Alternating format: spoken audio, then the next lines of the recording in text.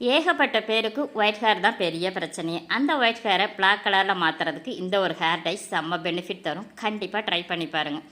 கடையில் விற்கிற hair dye எல்லாம் யூஸ் பண்ணிக்கிட்டு இருந்தோன்னா தலைமுடி தேங்காய் நார் மட்டை மாதிரி முடி ஆகிடும். முடி ரொம்ப ட்ரையாக ஆகிடும்.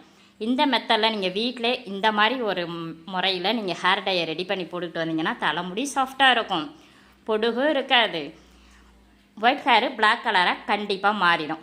இந்த மெத்தடில் நீங்களும் ரெடி பண்ணி பாருங்கள்.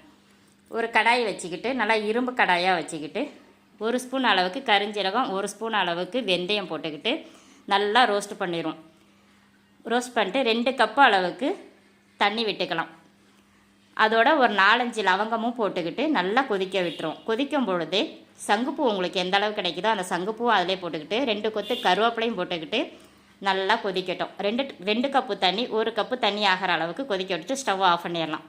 கிட்டத்தட்ட இந்த தண்ணியிலே ஒரு 3 மணி நேரம் அப்படியே இருக்கட்டும். அப்படியே நம்ம அதில் வடிகட்டிட்டு அந்த சாரெல்லாம் இறங்கியிருக்கும் 3 மணி நேரம் விட்டிங்கன்னா. அப்படியே வடிகட்டிட்டு திருப்பி அதே கடாயை வச்சுக்கிட்டு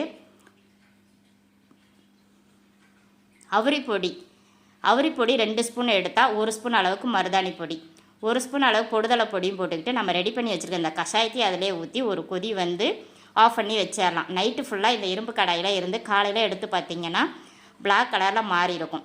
தலைமுடியை நாள் தலைக்கு குளிச்சுட்டு தலைமுடி புசு புசுன்னு இருக்கணும், தேங்காய் தலையில் இருக்கக்கூடாது.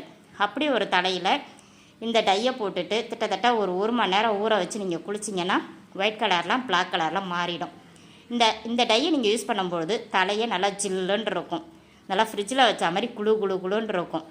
அதே சமயம் குளிச்சுட்டு வந்தீங்கன்னா தலைமுடி புசு புசு புசுன்னு இருக்கும், சாஃப்டாகவும் இருக்கும், பொடுகும் போயிடும், தலைமுடி கருன்னு வளரும். கண்டிப்பாக இந்த ஹேர் டையை நீங்கள் யூஸ் பண்ணி பாருங்கள்.